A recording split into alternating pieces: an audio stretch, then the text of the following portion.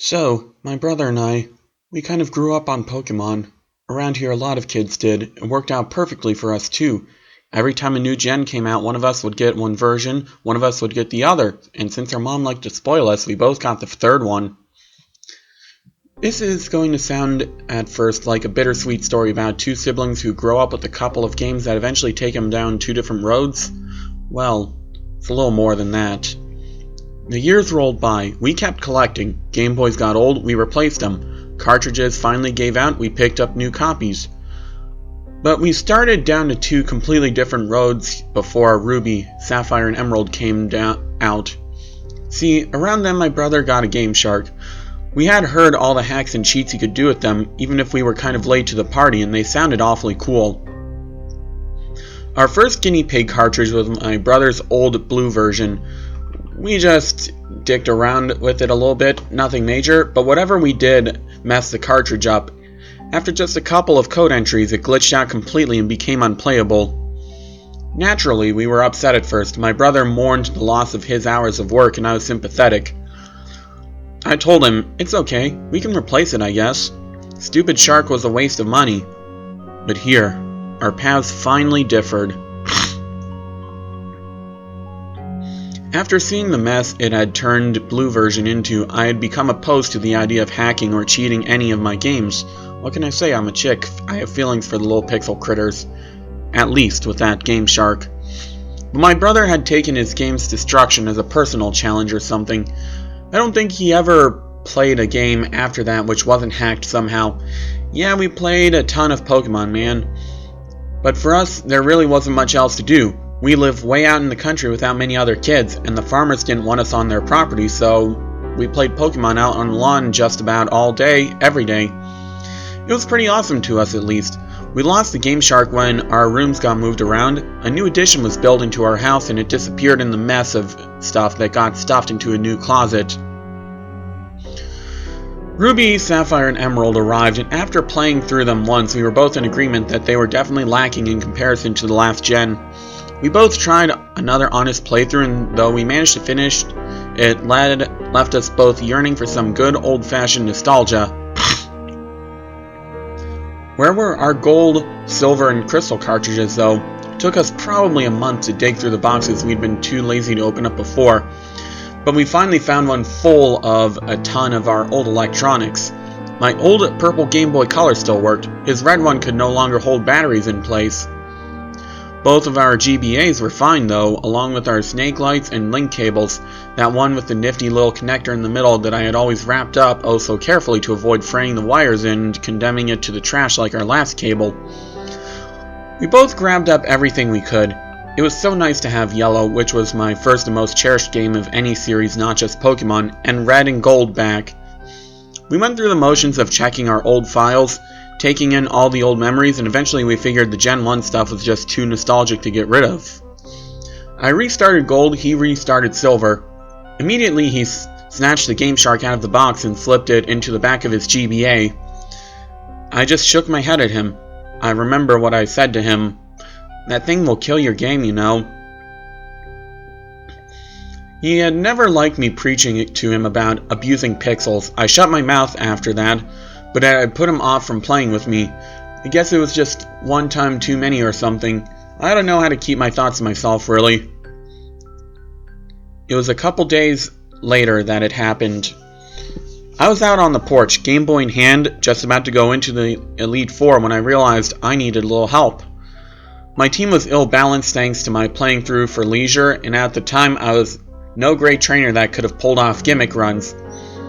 I knew that my brother had been 2 badges ahead of me when we last checked with one another, so I was hoping maybe he'd let me borrow a Pokemon or two just for this run-through.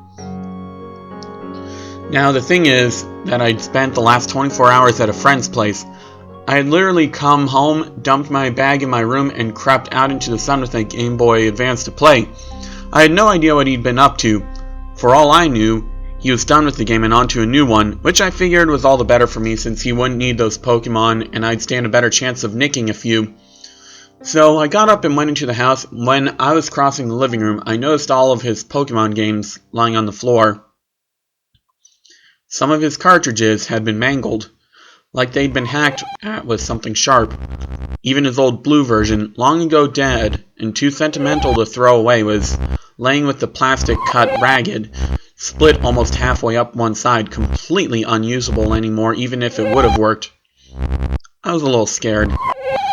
This had to have happened this morning, otherwise our mom would have seen and they wouldn't be lying on the carpet. Tucking my GBA in my pocket, I crept over to his room and found the door unlocked. Somehow, that was even more concerning. I walked in and found my brother sitting on the edge of his bed. His GBA was in pieces on the floor and at his feet smashed to bits. Next to him on the bed were a hammer and our mother's gardening scissors.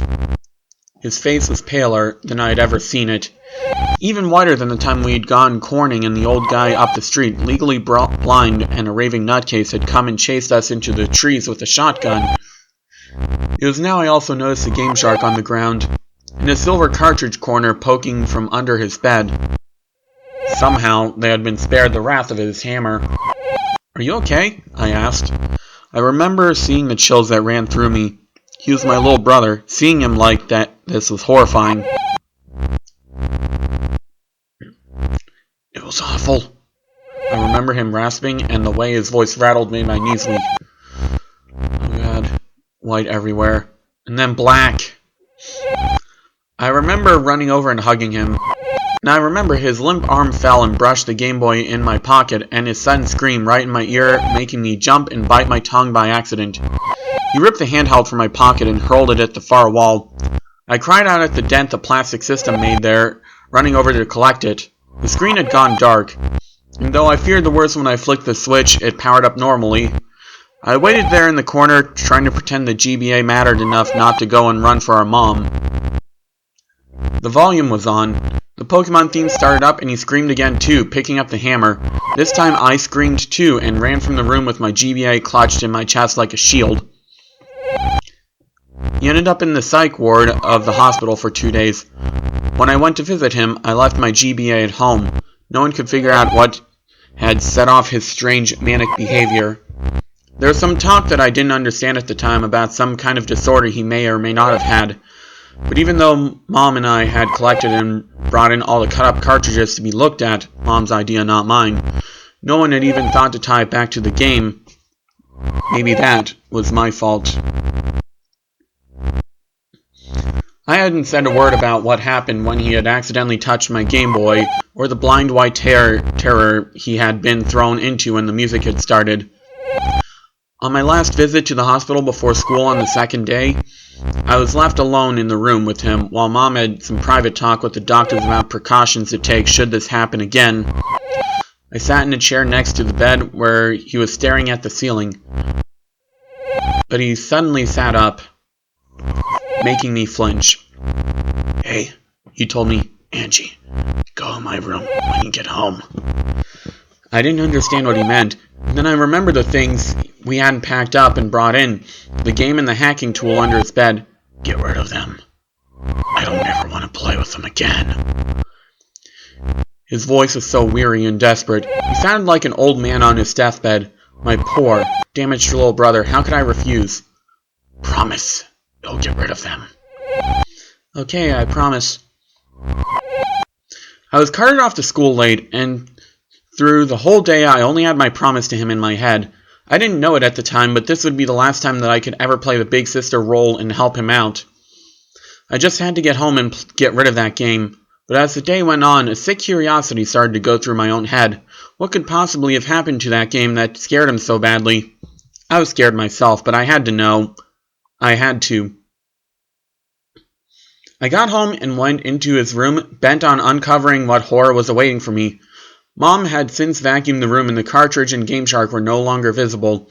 I got down and crawled under the bed, feeling timid but holding onto the promise I made as my badge of courage. Under the bed there was enough dust to make me cough, enough old Legos and various other toys that I couldn't set my elbow down on without it landing on something. But I finally saw both objects. They'd been shoved to the corner, on top of a notebook that looked too new to have been down there long. Unthinking, I grabbed the corner of the paper and dragged everything out with me, still wheezing from the dust. Allergies and all. They looked so innocent. Simple toys, in a simple spiral-bound bunch of papers. When I set Silver version and the Game Shark on the floor, I took a closer look at the notebook. On it were scrawled at least 20 different cheat codes, but one that had been scratched out with a Sharpie over where it had initially been drawn with a pen. This was confusing. He had really tried to erase it out. The marker had been pressed to the paper so hard that ink soaked through most of the pages behind it, almost 2/3 of the way through to the cardstock back cover. But the pen has a way of sticking around. I picked up the notebook and tilted it backward in the light, and the reflective surface of the Sharpie revealed the indents that had been left where he'd written. The code was an unintelligible mess of letters and numbers, but the words next to it confused me. Easter egg. Snow on Mount Silver. I remembered what he had said when I found him. He had been raving about white, and then black. Could he mean snow? Even though it was only August and the temperature was still climbing to 90 degrees every day, a chill ran down my spine. Did I dare? I picked everything up and brought it to my room and laid it out on the carpet in front of me with my own GBA next to it. For a long time I just stared down at it, and the longer I looked, the more maniacal Lugia's face became on the sticker. Like some kind of twisted grin, like it was daring me to find out what had really happened to my brother. I was a 14-year-old kid. Did I really want to tempt fate and risk ending up like him? I glared down at Lugia for a while longer. I had to see. I slid gold out of my GBA and stuck silver in its place. It took me almost 15 minutes to compose myself and turn it on. It started up normally. I left the sound on low, too afraid of what I might hear to keep it up the full way, and too curious to turn it the whole way off. The title screen was normal too, Lugia again, but somehow menacing despite my common sense telling me it was exactly the same picture as every other time I had started up the game. How bad could this be? I asked myself. His note said Easter egg. Didn't that mean that was coding already in the game? The menu came up, still absolutely normal. His character was Blake, with a mostly filled Pokédex, but the time was odd. 99999. I knew he couldn't have been playing that long. I had barely logged 50 hours on my own game, and I was at the E4, and I was playing slowly. Probably the result of his hacking messing up his file, I thought. Well, whatever then. The game started up, and the first thing I noticed was a prolonged black screen. It took almost a minute for anything to change, and there was no sound at all. The hairs on the back of my neck were standing up already, but it was too late to turn back. Finally, a very dim sort of map came onto the screen, but it looked like static. What was going on? I squinted down and realized with a fearsome pang that it was actually the Mount Silver map. But what I thought was static was heavy falling snow.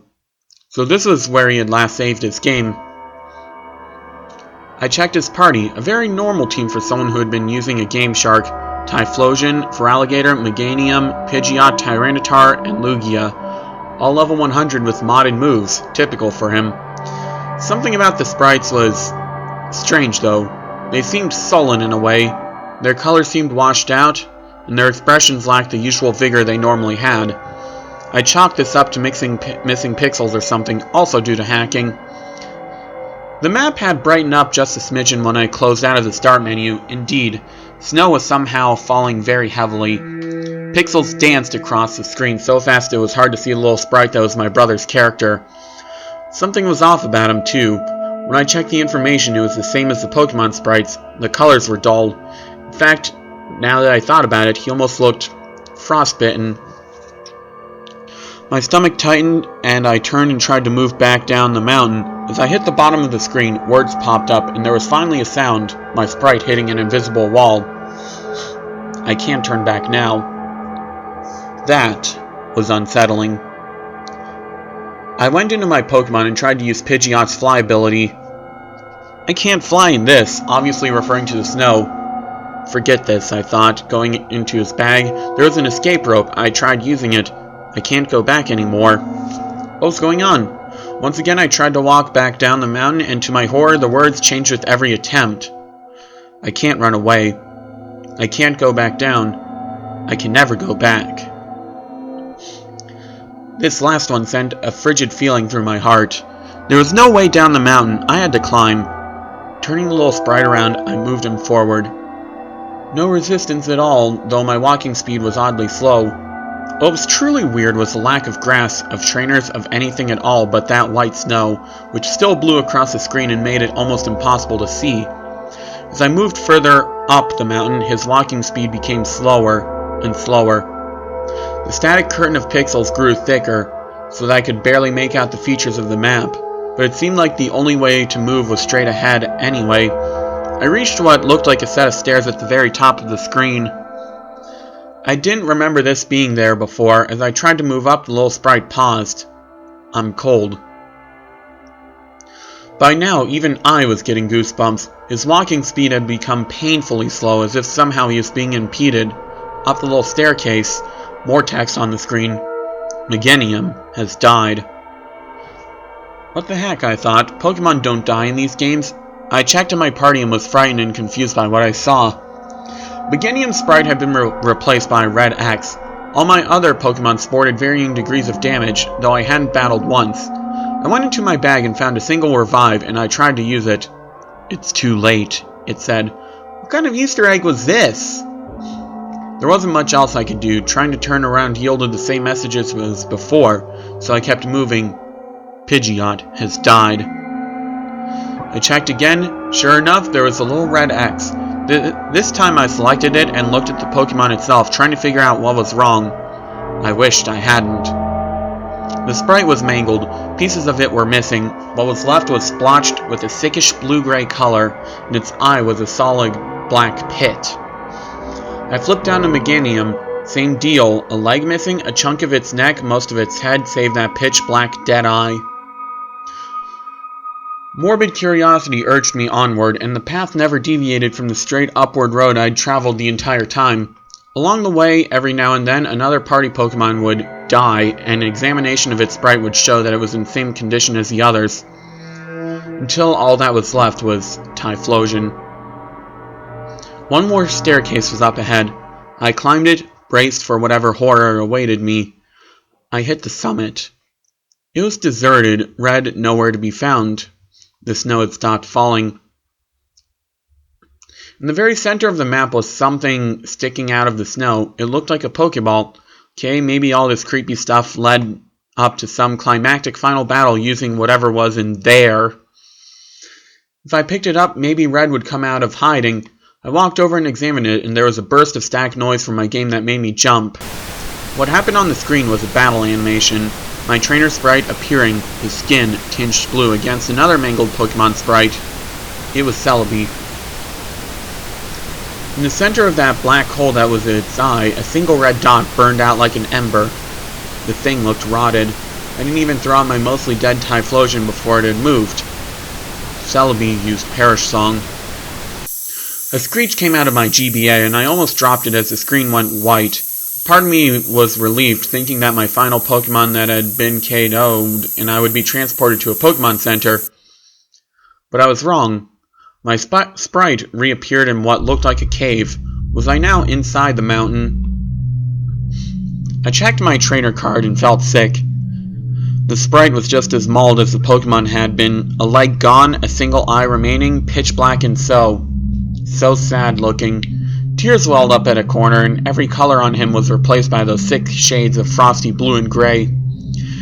Every stat on the card was reduced to 0, except the time, which still read 99999. I quickly moved back to the map. His sprite there mimicked the horror that had become on the trainer card. Pieces were missing. Everything was discolored. I tried trying to walk, and at first I received a message. It's so cold. There was only one direction to go, upward. I moved on, and every now and then would be stopped by a message that made my heart sink lower and lower. Mother, it feels so cold. I can't go on. The walls, as I walked, became darker and darker until they were pitch black at the end. There was an exit there, marked only by a white outline. I had no other choice but to go through it. It opened into a chamber that was also solid white. The only way to distinguish the walls was a thin gray line that marked them as separate from the floor. Against the far wall there was another sprite, Red Sprite. Intact. I had come this far, I had to finish this. I walked right up to him and hit A. Ellipses. A battle started. Red Sprite had none of the deformities that marred my own. His colors were the exact same blues and grays, but he was intact. He just looked extremely sad. His first Pokemon had come out, Venusaur. It was just like my own had been, but level 0 with a speck of health. I sent out Typhlosion, who had just 6 hit points left. No Pokemon made a sound when they were brought into battle. Venusaur used Struggle. There was no animation, just a single point of damage done to Typhlosion, and then the opposing sprite dropped off the screen. Venusaur has died. There was no text asking me to switch out. Instead, there was just what I took to be dialogue from Red. Ellipses. His next Pokemon was Blastoise. Even more mangled than his Venusaur had been, it too struggled and died. After each round there was that ominous Ellipses from the trainer. Every sprite was more damaged than the last. His Espeon was barely distinguishable as a Pokemon. I realized somewhere he was sending them out all out of order, which saved one Pokemon for last. Pikachu came out, and it was grotesque. It too was discolored like it was frostbitten. It was missing an ear, half its body and tail. Its head was mostly intact, but its eyes were much larger than they should have been and glared out at me like pitch black windows into hell. But the thing that got me the most was the giant smile that extended almost all the way to the edges of its head. Its health was somehow at 0, or at least looked that way. My hands were shaking. I didn't get a chance to attack. Pikachu used Pain Split. Pikachu has died. Typhlosion has died. It cut back to the image of Red Sprite, and now it looked like mine. With its body so butchered it looked like a carcass stripped of most of its meat, except it had those same soulless, deranged eyes as Pikachu. I finally understood what happened. They were dead. They were dead. And this sub-level of the mountain was the hell they now existed in. Red finally spoke. It's over. The screen flashed black and white for a moment. Used Destiny Bond. A horrible, hideous screeching started to issue from my GBA. The screen went white and it shrieked at me, and I threw it on the floor and pressed my back against the bed. The horrible noise continued for several long minutes while the screen stayed white, then went black. Then, there was silence. It took me a few long minutes, but I eventually stood up. I took that Game Shark. I took the notebook. I took that frickin' possessed game. I picked them all up and carried them to the garbage can we already set out for morning pickup at the end of our long, winding driveway, and I threw them in. When I got back to the house, I didn't know what made me do it, but I picked up Yellow version and inserted it into my Game Boy. I think it was part of me determined to make sure I hadn't somehow been tainted as well. The music started up, the game played. I turned to my Pikachu and hit A. Its smiling face greeted at me with an ear twitch and a big pixelated smile. A pleasant, normal smile. I turned my game off and spent the next hour crying on the floor. My brother and I never did play Pokemon together again. He gave it up for good. I stuck to replaying my comforting, unhacked games. That winter, the snow fell thick.